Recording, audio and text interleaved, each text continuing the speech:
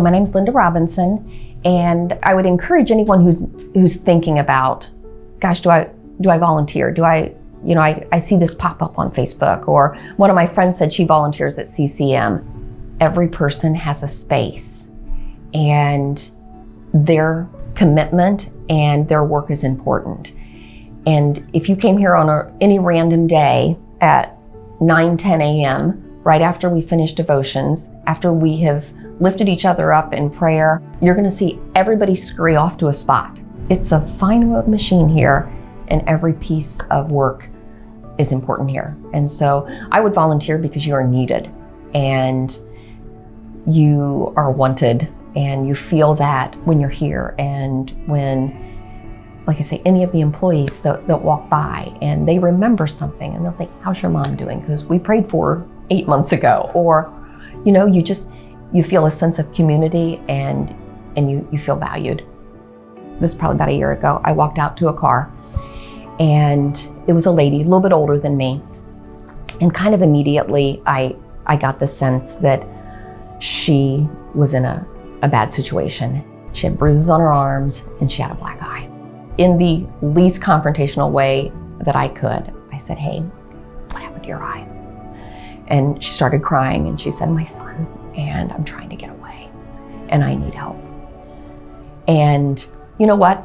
I'm just putting food in the car. I'm just doing this. But what I do know is that I've got information inside. And I said, "You give me a couple minutes." And I went in and I got her the CVAN's information.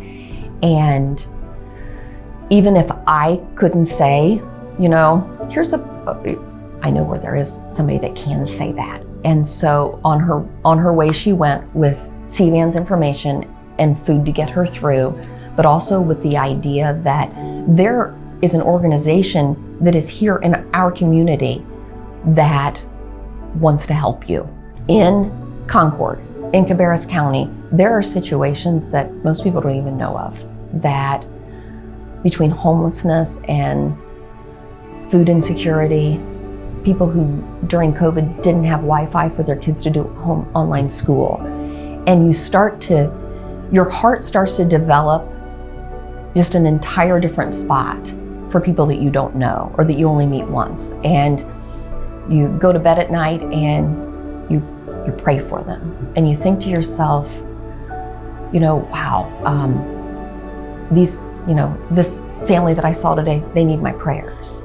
When you're driving in and it's hot, it's going to be 95 degrees and you're going to be loading cars, or it's raining in November, and all you can think to yourself is not, "Man, I'm going to be hot today," but what a blessing it is that I get to be here, that my life is in a spot where on some random Tuesday, I get to load groceries into somebody's car in 95 degree weather, and I'm happy about it not because of the way it makes me feel, but because of the impact that I know that it is making on other people's lives.